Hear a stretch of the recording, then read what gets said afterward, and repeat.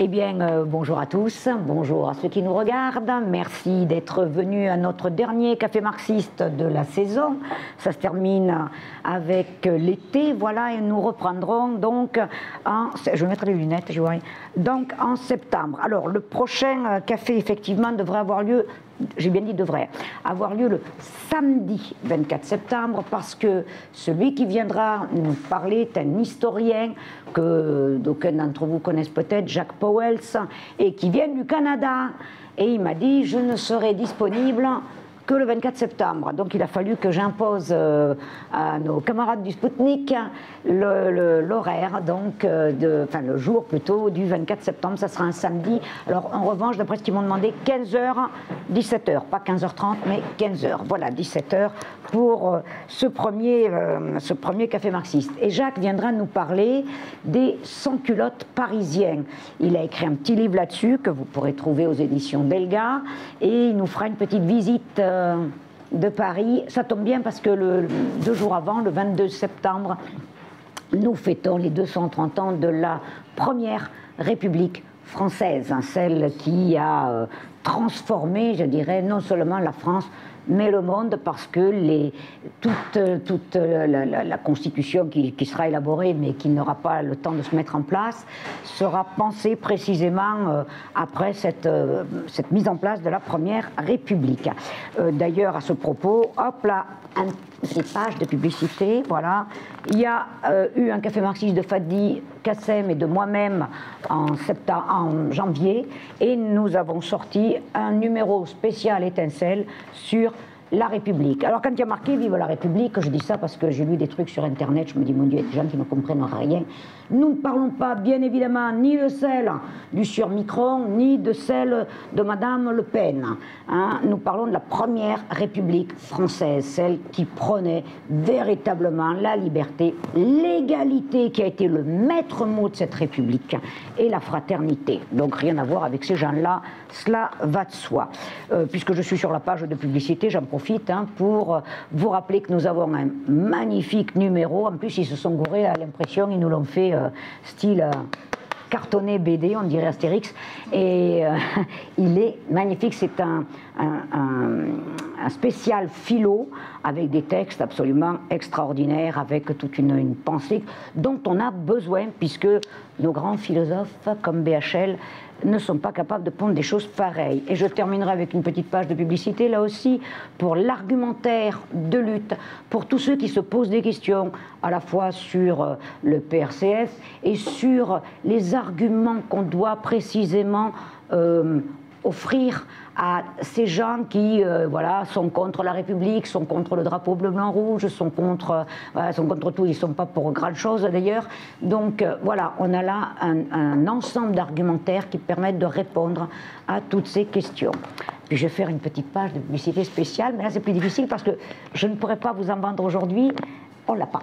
Mais vous pourrez toujours le retrouver ultérieurement, un manifeste d'écologie, puisqu'aujourd'hui nous avons la chance de recevoir là Thomas Lijon, qui est un technicien forestier, donc le mieux apte à nous parler d'écologie. Et vous avez vu, je me suis mise en vert, hein, c'était de Green Attitude.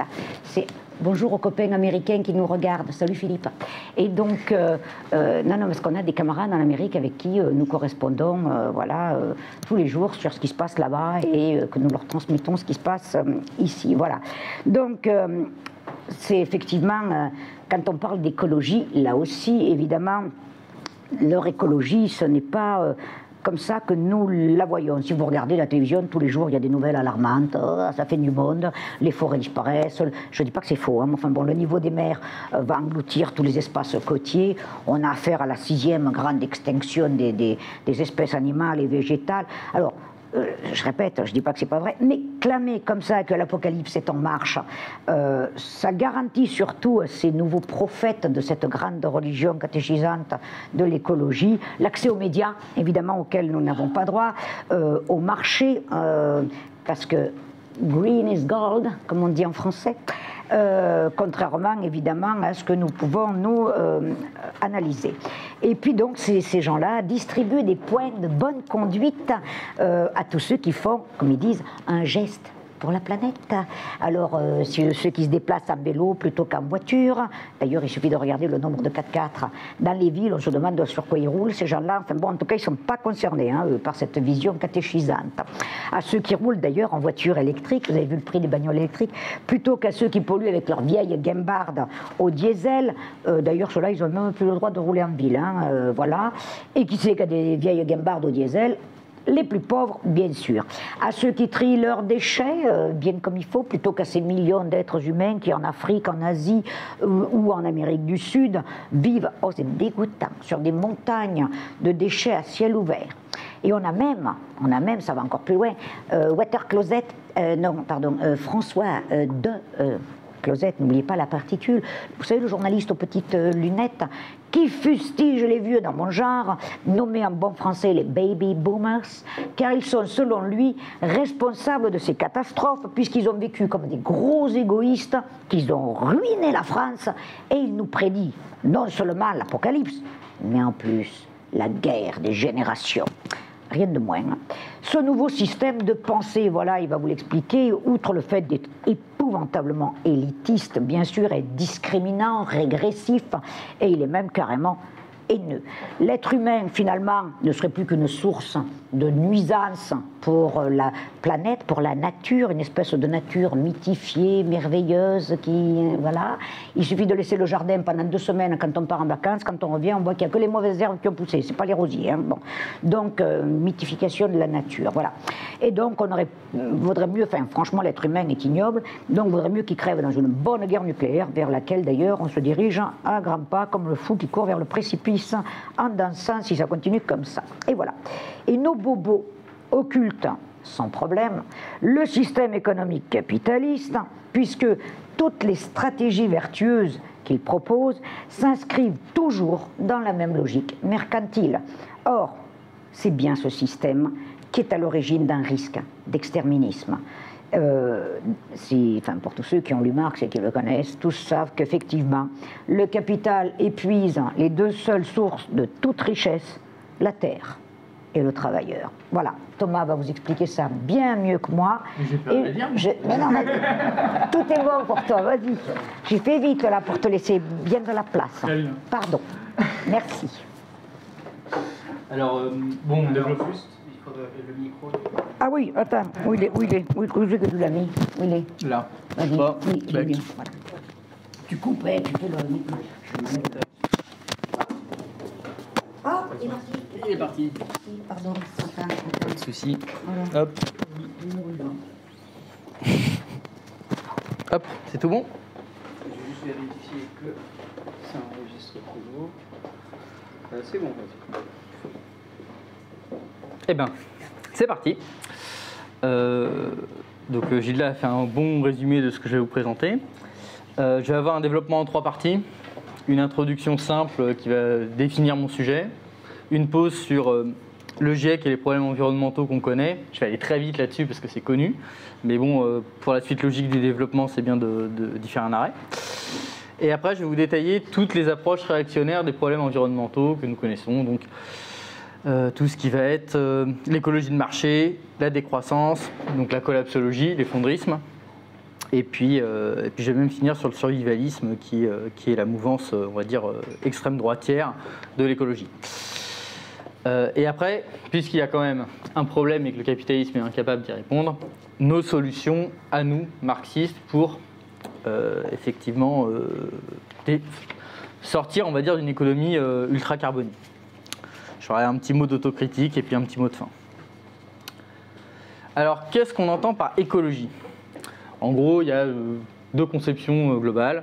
Tu as l'écologie des écologues, c'est les sciences naturelles, la biologie, la zoologie, la botanique, la physique, tout ce que vous voulez, et c'est des sciences de la nature.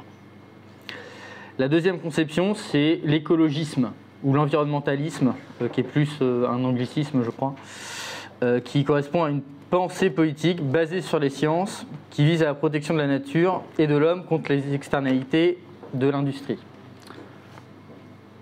Alors on détaillera cet aspect-là. En fait, ces 2 écologies-là ont souvent tendance à s'affronter. C'est-à-dire que vous allez avoir un corpus de chercheurs qui vont se positionner au-dessus de la société en disant nous on fait de la science pure, quoi.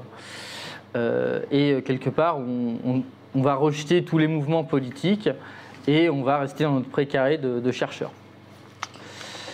Et pour le coup, eux, ils vont vous présenter une écologie dépolitisée, basée sur les sciences naturelles, et ils vont être critiques des mouvements qu'ils vont qualifier, comme Christian Lévesque, qui est un écologue des milieux aquatiques, qui a écrit un bouquin qui s'appelle L'écologie est-elle scientifique, où il va développer une critique des mouvements conservationnistes, de l'écologie politique et de l'économie. Mais c'est jamais dans une approche marxiste, en fait. Il y a aussi l'écologie qui est présentée comme étant purement politique, c'est un peu le credo d'Europe Écologie Les Verts, où finalement on va pouvoir s'éloigner de toutes les conceptions scientifiques pour y développer une espèce d'approche naturelle, moralisante, tout simplement. Je vais vous lire juste un extrait d'un biologiste qui s'appelle Vincent Desvictor, qui pose bien ce que c'est que l'écologie et quelle approche j'en ai eu. L'écologie scientifique s'efforce donc en principe de se plier aux mêmes valeurs poursuivies par l'activité scientifique, rigueur, honnêteté, clarté. On comprend ainsi pourquoi il est coutume de préciser que l'écologie scientifique n'est pas l'écologisme. En apparence, pas question pour l'écologue de confondre un engagement politique et une activité de recherche. Une chose est de vouloir comprendre le monde, une autre est d'adhérer à une pensée écologiste. Seulement cette vision d'une écologie scientifique, portée par des scientifiques objectifs, ne peut être soutenue longtemps. L'écologie scientifique est pétrie d'une histoire politique, reproduit et participe à une vision du monde et du vivant, et chargée de normes et de valeurs présupposées. Je vais raccourcir un petit peu. Il n'y a pas de science sans une histoire. Celle de l'écologie montre une intrication fine entre valeurs, science et société. Au fond, l'écologie a comme toute science le monde qu'elle prétend étudier qui lui colle à la peau. En définitive, l'écologie cesse d'être scientifique dès qu'elle se persuade trop vigoureusement qu'elle peut décrire le monde sans en faire partie. Et en cela, c'est comme toutes les sciences, hein. C'est comme l'histoire, c'est comme la socio, il n'y a pas de différence, quoi. Donc finalement, la tentative de définition qu'on va garder, c'est ça. Ernest Haeckel, en 1866, il décrit l'écologie, donc c'est le fondateur du terme, hein, écologie, comme la science des relations des organismes avec le monde environnant. C'est-à-dire, plus largement, la science des conditions d'existence. Les conditions de l'existence, c'est ce que vous allez retrouver chez les écologues comme l'habitat. Voilà. Ou l'environnement, si vous préférez, c'est ça. Dans ce cadre, l'écologie est par nature scientifique et donc devient politique, car une science ne se déroule pas en dehors de l'histoire humaine. Ok. Donc c'est dans ce cadre-là que nous, on va se placer. Et vous allez voir dans ma deuxième partie, quand je vais commencer à détailler les approches réactionnaires de l'écologie, qu'eux, ils ne sont pas là-dedans, en fait, hein. Ils sont dans une vision complètement idéalisée de la nature. Je vais faire un arrêt sur le GIEC, parce qu'en fait, on ne peut pas faire l'impasse là-dessus. Quand il s'agit de décrire le changement climatique et ses actions, et pourquoi il est intéressant de se préoccuper de l'environnement, il faut bien passer par ça. Puisque c'est eux qui vont objectiver les problèmes environnementaux que nous connaissons. Je veux dire, quelque part, il n'y aurait que des approches réactionnaires de la nature. On n'aurait plus qu'à dire oui, c'est réactionnaire, il n'y a pas de problème, et on passe à autre chose. Là, il y a quand même un souci. Et ce souci, c'est le changement climatique en l'occurrence. Donc le GIEC, c'est un groupe d'experts intergouvernemental sur le climat. Ça, c'est l'acronyme pur. C'est une émanation de l'ONU qui a été créée en 1988 et il est composé de 195 États membres. Donc des États qui n'ont pas tous les mêmes intérêts d'ailleurs, hein. Quand il y a des différentes relectures des rapports, il y a des débats sur ces relectures. C'est pas, comment dire, c'est pas seulement l'Occident qui imprime la volonté politique du GIEC, même si effectivement il y a une critique peut-être à avoir là-dessus. Mais c'est des États qui ont des intérêts aussi contradictoires. Il y a 3 groupes de travail. Il y a un groupe qui est chargé de compiler des éléments scientifiques sur l'évolution du climat. Donc ça, c'est de la science pure, entre guillemets. Voilà, quel est le degré de réchauffement, à quoi il est dû, etc. Il y a un groupe de travail sur les conséquences et l'adaptation au changement climatique. Donc, quel impact ça va avoir sur nos vies. Et il y a un 3e groupe de travail qui est beaucoup plus politique. C'est pour ça qu'on a parlé du 4e rapport du GIEC, mais de la partie 3, qui a été publiée au mois d'avril, si je ne dis pas de bêtises, qui parle de l'atténuation des changements climatiques et des stratégies d'adaptation. En gros, comment on peut faire pour diminuer notre bilan carbone, quoi, tout simplement. Car effectivement, il y a plusieurs mauvaises nouvelles. Je vais aller très vite là-dessus parce que vous en avez déjà entendu parler 1000 fois. Le dérèglement climatique est déjà en cours. Il ne s'agit donc pas de savoir comment l'éviter, mais plutôt comment l'amoindrir. Avec effectivement la partie stressante. Ne vous inquiétez pas, ça va bien se passer. Où on nous annonce plus de canicules, plus de sécheresse, plus de tempêtes, plus de vents violents, la chute de la biodiversité, la montée des eaux, etc. Alors naturellement, ça ne va pas nous tomber, voilà, c'est pas demain, paf, d'ici 3 ans, puisque le chiffre de 3 ans est sorti avec l'objectif des 1,5 degré, de ne pas dépasser 1,5 degré d'ici 2025. Et effectivement, ça va pas nous tomber dessus tout de suite. Par contre, c'est des changements qui sont en cours et qui apparaissent au fur et à mesure. Typiquement, les sécheresses et les canicules estivales, maintenant, c'est plus devenu un phénomène exceptionnel. C'est devenu des phénomènes qui sont tendanciels. C'est-à-dire que tous les 2 ans, on va avoir... Enfin, tous les 2 ans. Vous reprenez la période récente. En gros, on n'a eu que l'année dernière, on a eu un été pourri avec de l'eau.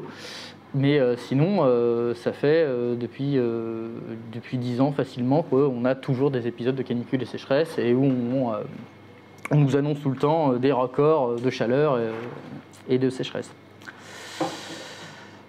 Mais il y a des solutions qui sont développées justement dans ce rapport du GIEC pour réduire notre bilan carbone.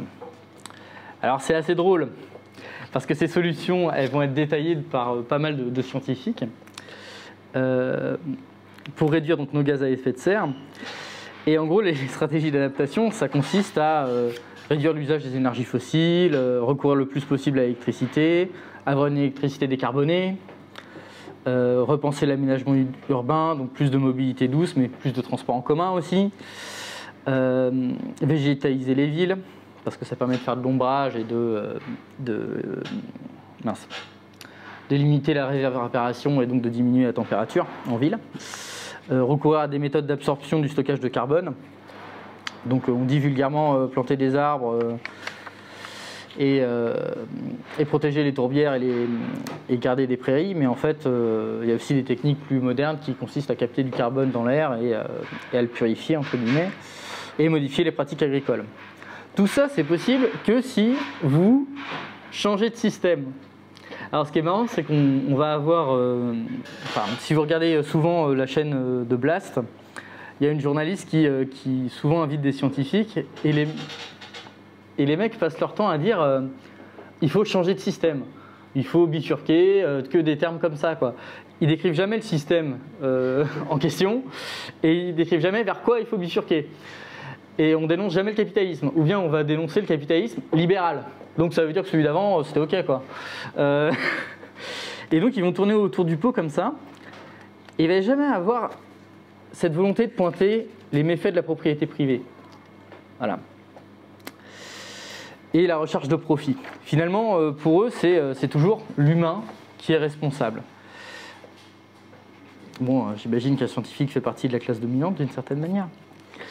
Mais les approches réactionnaires des problèmes environnementaux, elles viennent de là. Et ça prend différentes formes. Donc là, je vais attaquer ma partie 2, au fait. Les formes droitières, donc ça, c'est les trucs qu'on connaît, c'est le capitalisme vert, en gros. Hein. Et des formes qui vont se présenter comme étant des formes de gauche. La collapsologie, par exemple, c'est de gauche. C'est antiproductiviste, donc c'est de gauche. C'est ce genre de choses. Et il faut dire que de notre côté à nous, du côté communiste, on a relativement peu de sources. En tout cas, moi, j'ai pas trouvé grand-chose. À gauche de l'échiquier politique, soit vous tombez sur des bouquins teintés d'intersectionnalisme, et bon, vous en retrouvez pas vraiment beaucoup de contenu, soit vous tombez sur des choses assez révisionnistes qui vont vous parler d'éco-communisme ou de quelque chose d'un peu trotskisant qui consisterait à dire que Marx est incomplet et qu'en fait, il faut rajouter une couche verte sur Marx. Voilà. Donc on oublie complètement tous les travaux d'Engels, on oublie complètement une partie du Capital, quoi, hein. Gilda, la dernière fois, lors du café de Stéphane Siro, elle citait cette citation de Marx, le Capital détruit la terre et le travailleur. Voilà, celle-là vous l'avez entendu 1000 fois. Mais effectivement, ça c'est jamais pointé par ces courants-là qui sont éco-communisme. En fait, l'enjeu environnemental et climatique, il a été presque pas étudié chez nous. Il y a le Rassemblement communiste via Guillaume Suin qui a publié des choses. Il y a un manifeste du PRCF que j'avais retrouvé sur Internet, et puis il y a un autre manifeste, en l'occurrence celui-ci, mais Gilda elle en a déjà fait la pub.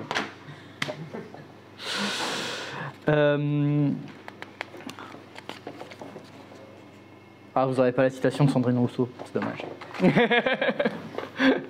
Parce que, enfin, ce que je vais vous présenter là, il faut bien vous dire que je vais vous présenter des catégories en gros. Mais tout ça s'interpénètre. Hein. Donc là, je vais vous parler de l'écologie de marché. Mais quand je vais vous parler par exemple de l'effondrisme ou de la décroissance, tout cela va découler en fait. Hein. L'écologie de marché, vous la connaissez, c'est facile. C'est en gros reverdir le capitalisme. On va tout repeindre en vert, on va mettre des écos partout et on va verdir tout. Donc on va faire de la finance verte, de l'énergie verte, de l'industrie verte, la logique d'écolabel, la logique d'éco-consommateur, de consommateur, vous avez tous ces vocables-là, qui consistent finalement à garantir la logique de label. Et vous allez avoir dans la grande distribution tout un tas de choses qui vont se développer, les biocoop, les bio c'est bon, les la vie claire, qui vont surfer sur cette vague-là et qui vont vous proposer des produits qui sont effectivement bien plus chers, quoi, hein. Un truc qui est assez parlant à faire. Vous faites vos courses, vous allez dans le rayon hard discount, vous comparez avec le rayon bio qui est en face, parce qu'en plus souvent c'est pas loin l'un de l'autre. C'est choquant, quoi. C'est choquant sur des choses qui sont pas forcément, qui ne demandent pas forcément un travail supplémentaire en plus. Et cette logique-là d'écologie à la carte bleue en fait, hein, c'est vraiment symptomatique d'un militantisme individualiste. Donc c'est complètement en accord avec les valeurs libérales qu'on nous inculque classiquement. L'éco-consommateur, finalement, il va être responsable parce qu'il va mieux consommer que le prolo qui roule au diesel, quoi. Et finalement, ça va déplacer l'engagement politique. Bon, bah nous, c'est facile, hein, on colle, on tracte. Enfin, c'est facile, non, justement, c'est dur. On colle, on tracte, on doit lire des bouquins, on doit lire des conférences, enfin, on va regarder des conférences pénibles. Là, non, vous sortez votre carte bleue, vous allez à la Biocoop du coin et vous avez fait un geste militant, quoi. Ça, c'est pointé dans un article, je ne vous le détaille pas, j'ai pas le temps. C'est détaillé dans un article de Louis sur le site des JRCF, qui est très bon et que je vous conseille. Et finalement, cette consommation verte, c'est un truc de bourgeois, quoi. Évidemment que tout le monde ne va pas pouvoir se le permettre, évidemment que vous n'avez pas tous les moyens de vous acheter une voiture électrique. Et puis encore, hein, si vous êtes dans le monde rural, comme moi, vous n'allez pas avoir une voiture électrique, hein, parce que ça va être l'enfer. Hein. Où est-ce que vous la rechargez déjà? C'est tout bête. Hein. Une voiture électrique qui, par ailleurs, en termes de conditions de production, va être plus polluante qu'une voiture essence. Donc c'est bien du marketing. Et c'est un échec total, puisque finalement, vous allez avoir des développements à l'échelle mondiale du marché carbone. Donc c'est un permis à polluer des grandes entreprises qui vont acheter aux pays pauvres, en gros. Le développement de mesures compensatoires. Donc en gros, je m'appelle, je sais pas, moi je m'appelle Areva, j'ai tel grand projet industriel. Voilà, je dois m'installer dans une tourbière, je sors mon chèque. Combien pour m'installer ici? Voilà. Sachant qu'une mesure compensatoire, ça ne compense rien du tout. Hein. Je veux dire, une fois qu'un milieu rare ou exceptionnel est détruit, il est détruit pour de bon, finalement. Et puis, ça va être aussi le développement des énergies vertes. Alors ça, c'est assez typique en France. Si vous voulez une énergie décarbonée en France, nous avons déjà quelque chose qui existe, en fait. On a un déjà là. Ça s'appelle le parc nucléaire. Alors, il peut être ancien, il peut être vieux, on peut apporter toutes les critiques qu'on veut là-dessus. Néanmoins, il est décarboné. Il est certainement plus décarboné qu'un panneau photovoltaïque qui a fait 3 fois le tour du monde ou qu'une éolienne. Donc le militant écolo sincère, hein, il va rapidement voir dans cette écologie de carte bleue des limites. Alors, il ne va pas rentrer dans le communisme parce qu'il va se dire que c'est tous deux des dangereux productivismes. Et c'est comme ça qu'on vous les présente en règle générale. Et là, je vous renvoie au bouquin de Guillaume Suin, comme ça je gagne 10 minutes. Mais, ou à son café marxiste. Et du coup, puisqu'il ne va pas vouloir passer au socialisme, qu'est-ce qui va lui rester? Il va lui rester la critique de la production, l'antiproductivisme, qui n'est pas un antiproductivisme en fait. Alors bon, c'est pas forcément à moi de me poser ces questions-là, mais c'est pas un antiproductivisme dans le sens où c'est un anticonsumérisme. C'est toujours basé sur la consommation. C'est toujours l'idée que vous avez trop, vous consommez trop. Avec l'idée d'un ascétisme religieux, quoi. Nous avons trop, il faut se recentrer sur l'essentiel. C'est le discours que vous allez retrouver chez les Paul Ariès, chez les Pierre Rabhi. Et du coup, à partir du moment où tu pars de l'essentiel, il faudrait définir c'est quoi l'essentiel. Je pense que l'essentiel pour Bernard Arnault, c'est pas le même essentiel que pour moi, quoi. Et finalement, on peut se demander si un antiproductivisme conséquent, il ne devrait pas se centrer sur la production. Par exemple, si l'antiproductivisme, c'est mettre fin au 3-8, pourquoi pas? Si c'est mettre fin au 2-8, pourquoi pas? Si c'est arrêter le travail de nuit, parfait. Si c'est le week-end de 3 jours, parfait. Et là, je vous renvoie aussi au café de Stéphane Siroz sur le syndicalisme. S'il faut un syndicalisme de combat, il est là, quoi, le week-end de 3 jours. Pourquoi pas? Et finalement, la décroissance en politique, ça va être la traduction de cet antiproductivisme. Il va falloir décroître parce qu'on a trop. C'est la conséquence logique. Donc on va reprendre à son compte le PIB, donc l'indicateur bourgeois par excellence, et on va le retourner en disant que il faut décroître au niveau de notre PIB. Ce qui est marrant, c'est qu'on a un PIB qui est stable en fait, hein, qui n'augmente plus, voire qui décroît légèrement. Et leur idée de base au décroissant, c'est de se dire que la croissance la croissance dans nos sociétés industrielles, encore une fois, c'est jamais capitaliste, hein, c'est juste industriel, elle va être limitée parce qu'on est dans un monde fini. Donc c'est une forme de malthusianisme en fait. Et on passe facilement d'un « il n'y a pas assez pour tout le monde » à un « nous sommes trop nombreux », de fait. Alors, dans son café marxiste et dans son bouquin « L'écologie réelle » qui est en vente par là, Guillaume Suin, il détaille ça. Et alors bien sûr qu'il y a des ressources qui sont limitées, et bien sûr qu'il y a des stocks limités de charbon et de pétrole. Malheureusement, on va avoir des gros problèmes de changement climatique bien avant d'avoir cramé le dernier morceau de charbon, quoi. Et finalement, les stocks de charbon, c'est bien qu'ils restent là où ils sont. Sauf si on en a un usage particulier dans l'acier, etc. Je ne suis pas en train de dire qu'il ne faut pas utiliser du tout de charbon. Enfin, en tout cas, au niveau énergétique, c'est sûr que c'est une énergie du passé, quoi. Surtout quand on a le nucléaire et d'autres énergies qui sont plus efficientes. Et finalement, ces stocks de carbone qui sont là, il vaut mieux qu'ils soient utilisés avec parcimonie et qu'ils restent dans le sol, en fin de compte. Ça, c'est des ressources qui sont finies. Mais par exemple, la fertilité d'un sol, ça, c'est pas une ressource finie. Si vous prenez soin de votre sol, si vous recréez de l'humus, si vous développez un système agroécologique, etc., vous allez augmenter votre fertilité au fur et à mesure. Et finalement, vous allez avoir... alors, je ne sais plus comment il tourne sa formule, Guillaume Suin, dans son bouquin, mais vous allez avoir une espèce de productivisme, quelque part, agricole, puisque vous allez augmenter votre capacité de production, finalement. Et de manière certainement plus durable qu'en mettant des intrants chimiques et des produits phyto, quoi.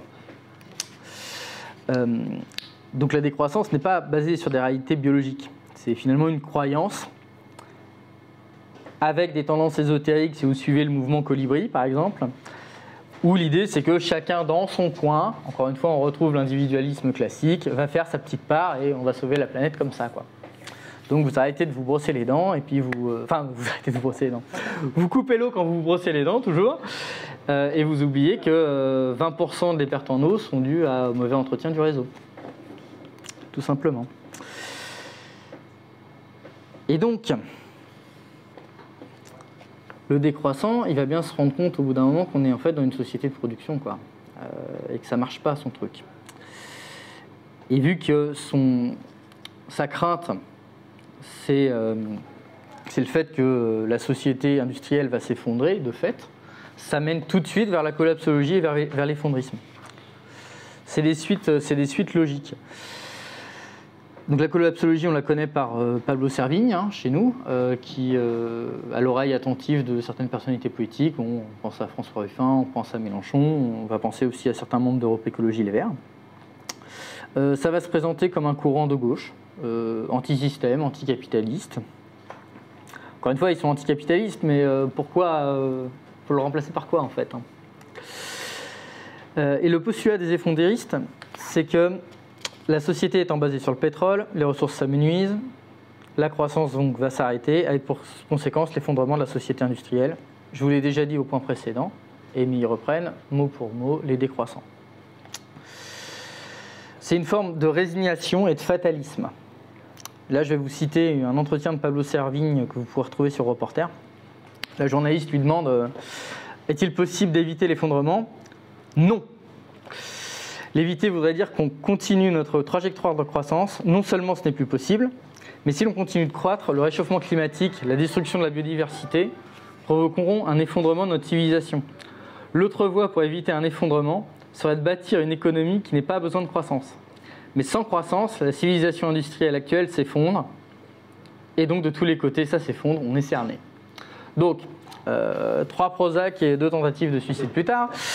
Il y a toujours un public pour ça.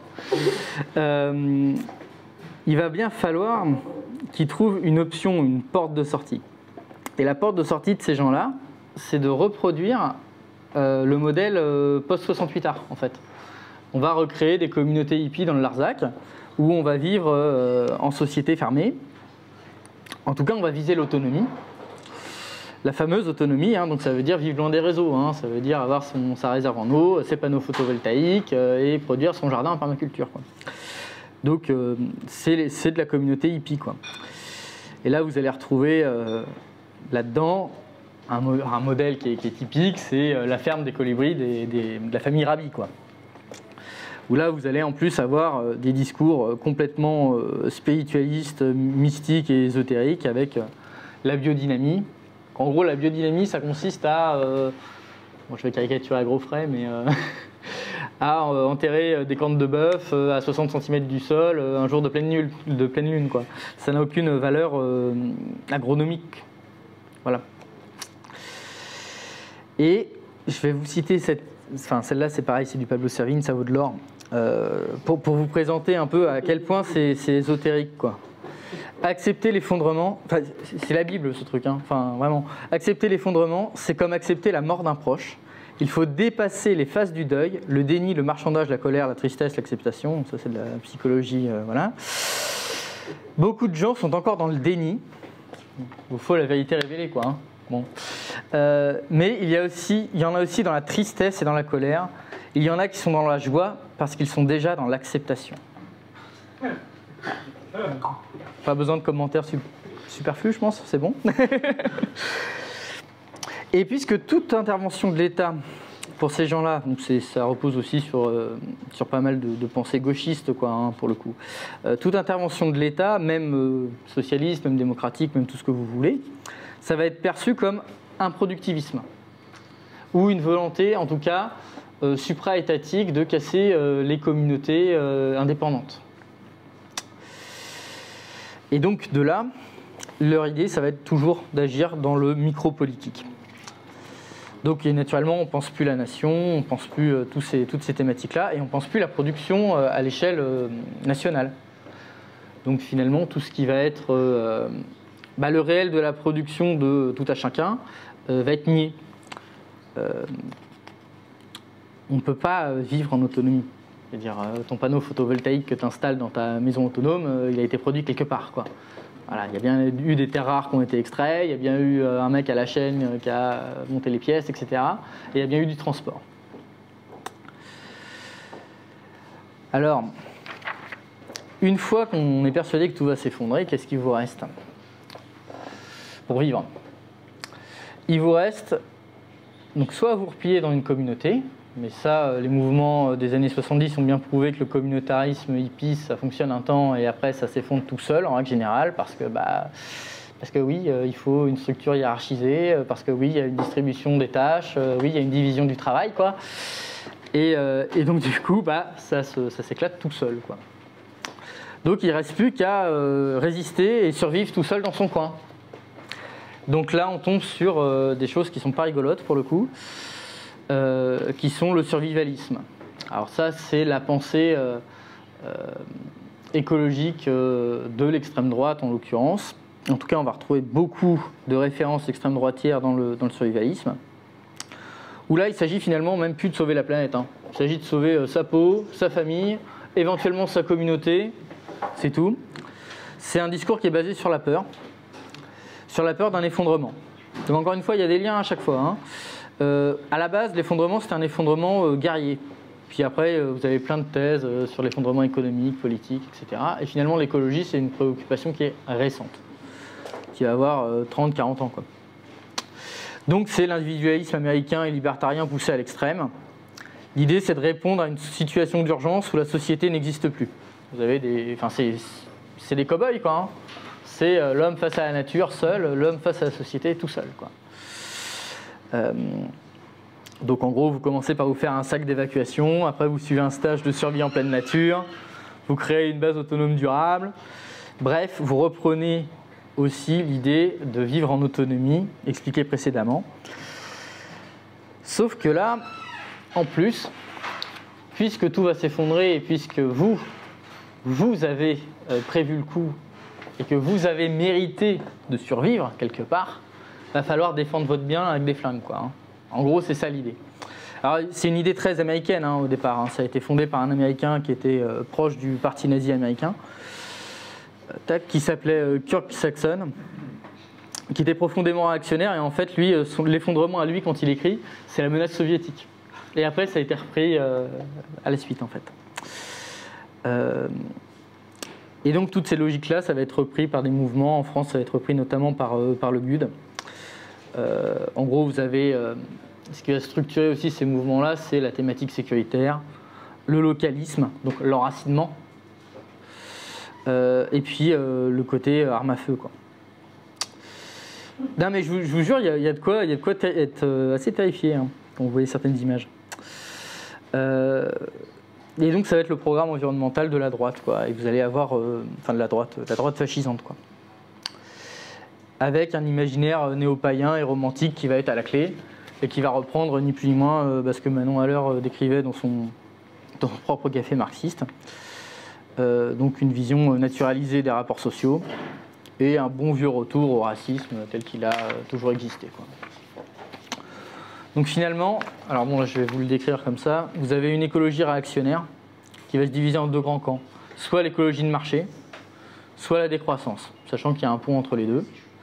Et après, de la décroissance, vous allez passer à l'effondrisme ou au survivalisme, assez facilement. Bon, l'idée, c'est pas de... Je vais rappeler quand même, hein, le militant écolo, en général, il est de bonne foi, il ne va pas aller jusque-là, hein. Il ne s'agit pas de tomber dans une rhétorique de la pente glissante. C'est juste de souligner des parentalités entre ces différents domaines, quoi. Qui ont tous en commun la négation de la lutte des classes. Et le fait aussi qu'il y a des rapports sociaux de production et qu'il y a des gens qui produisent plus qu'ils ne consomment et des gens qui consomment plus qu'ils ne produisent. Et qu'effectivement, il y a peut-être une partie de la population qui doit décroître et une autre qui doit franchement croître. Mais là, il faut poser la question des rapports sociaux, quoi. Et donc, ça va être aussi une négation, quelque part, de la logique impérialiste, où on va voir les pays du Sud qui se développent comme quelque chose d'extrêmement mauvais. Vous vous rendez compte, s'ils se développent, ils vont dépenser du carbone, quoi. Donc il vaut mieux qu'ils restent dans la misère. Encore une fois, non, mais vous avez des discours qui sont très décomplexés, hein, là-dessus, hein. Il n'y a pas de souci. Et ensuite, vous avez l'autre grand déni, c'est la nécessité historique de la production, quoi. Antoine Vatan s'en moque un petit peu d'ailleurs dans son café marxiste, où effectivement, on va nier tous les savoir-faire du travailleur. Donc typiquement, n'importe quel banquier de centre-ville peut s'installer en maraîchage. Apparemment, ça ne va pas leur poser de problème. Donc c'est une négation de tout le savoir-faire des paysans. Tout le monde peut vivre en autonomie, Voilà, donc on va nier le fait que le moindre enduit chaud-chanvre sur ta maison durable nécessite une production agricole, et donc des machines, et donc une production céréalière, etc. Une extraction de la chaux, un traitement, etc. Donc on va nier complètement tout le processus industriel pour se concentrer sur finalement son petit mode de vie, sa petite personne.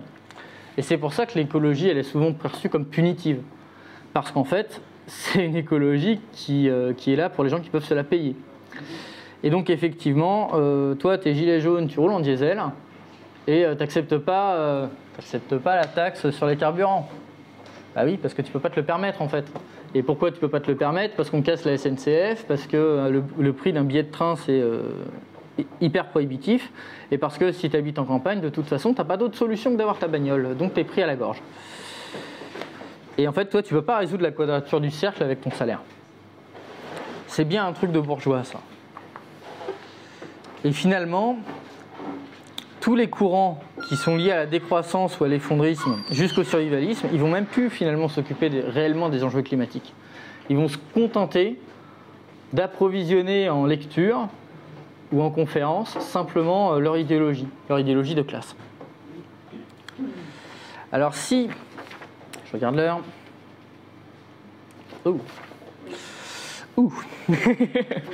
finalement, si eux, ils sont incapables de résoudre les problèmes climatiques, nous, il faut qu'on soit en capacité de résoudre ça.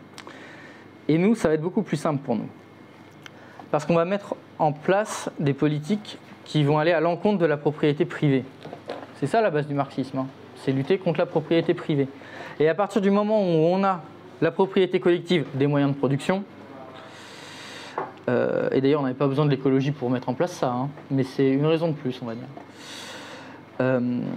On va pouvoir, nous, imprimer notre feuille de route, notre plan, pour pouvoir finalement sortir d'un régime carboné. Mettre fin à la propriété capitaliste, c'est finalement le premier pas vers une écologie réelle. Alors bon, je vais vous détailler rapidement, parce qu'on n'a pas le temps, mais quelques propositions qu'on peut faire à la classe ouvrière le jour où elle aura pris le pouvoir. Mais il faudra garder à l'esprit, bien sûr, que les choses se font, on avance toujours en marchant, en fait, hein, concrètement.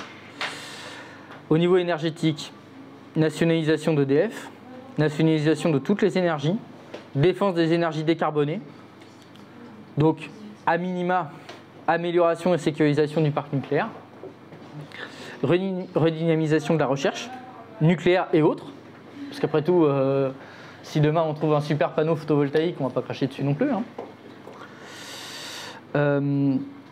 Et défendre une politique internationale d'apaisement et de tension, et d'apaisement des tensions et de la paix. Oui, si on se base sur le nucléaire, effectivement, il vaut mieux avoir des relations internationales apaisées, quoi. Au niveau de l'eau, mettre un grand plan d'entretien des réseaux, améliorer et densifier le réseau de stations d'épuration, et sortir l'agriculture de la systématisation des pesticides. On ne va pas s'empêcher d'utiliser quelques intrants chimiques ou quelques pesticides en cas extrême, mais l'idée c'est quand même de passer sur un système agroécologique, quoi.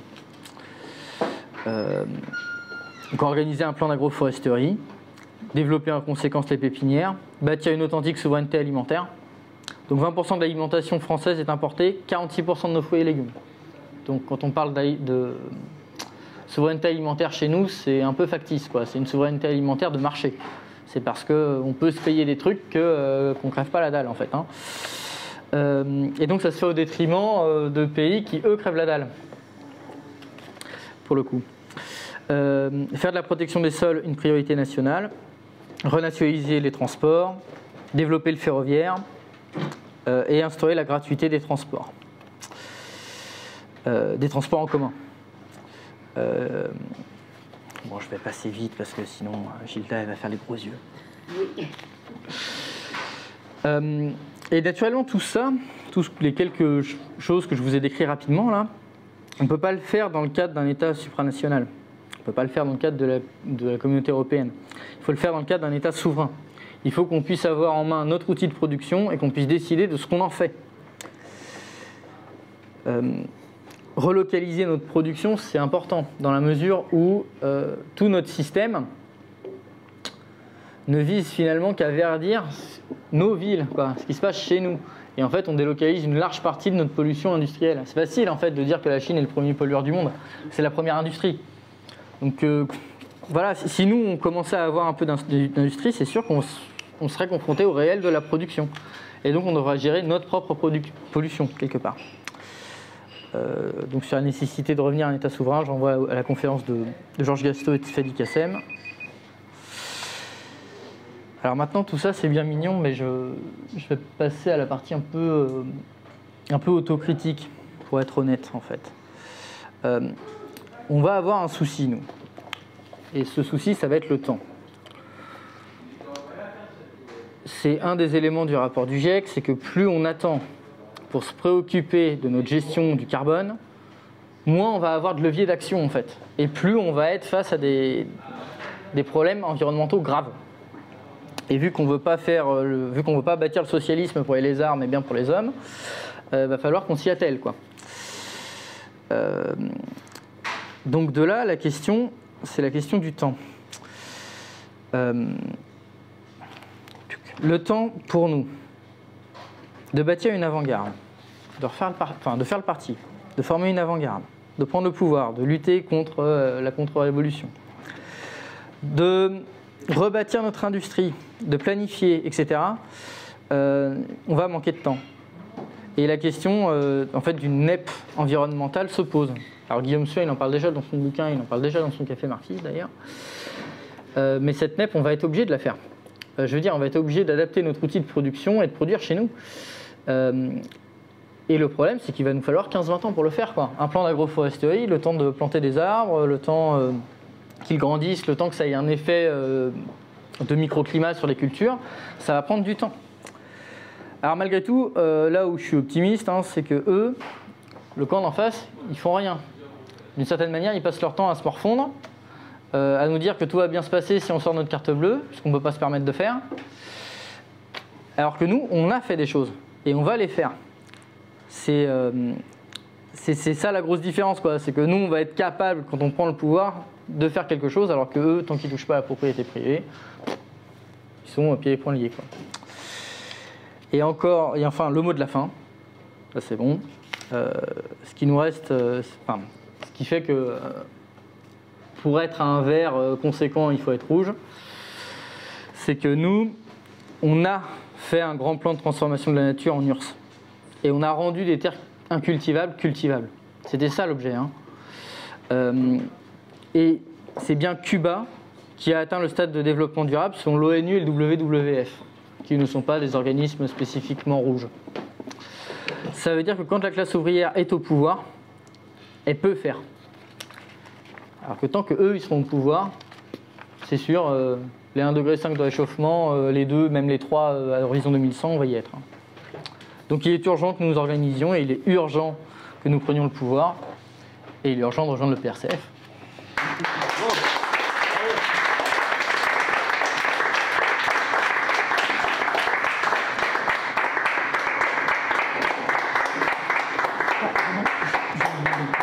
C'est marxiste, donner la croix. Oh, oula. Ouais, j'ai oublié de dire quelque chose. Attends, comment? Attends. Oh, comment ça zoomer, ça? Bon, pas doué, hein? Tiens. Vas-y. Attends, j'ai oublié de dire un truc super important, je vais me faire... elle va m'en vouloir, là. Excusez-moi, hein, j'ai un truc important à dire. C'est bon? Pardon. Pardonnez-moi, j'ai omis de vous signaler, je vous parlais du café de Jacques Pauwels le 24 septembre, mais à la mi-octobre, très très important, nous aurons un autre café très très important, ça va être trop petit ici, avec Annie Lacroix-Rize, parce que voilà, si je ne l'annonce pas, mon Dieu, que va-t-il se passer, qui viendra nous expliquer un petit peu, ça me semble fondamental, comment les impérialismes se sont jetés sur l'Ukraine depuis le début, enfin la fin du 19e et le début du 20e siècle, et surtout comment les nazis ukrainiens sont aujourd'hui devenus de merveilleux démocrates qu'il nous faut défendre à tout prix. Vous aurez d'ailleurs au moment, à la fin septembre, début octobre, l'étincelle donc de fin septembre, début octobre, avec un très bel article d'Annie justement sur ce sujet. Voilà, alors nous allons couper là et je souhaite de bonnes vacances à tous ceux qui nous regardent et nous allons passer maintenant aux questions-réponses pour la deuxième partie. Au revoir, à bientôt.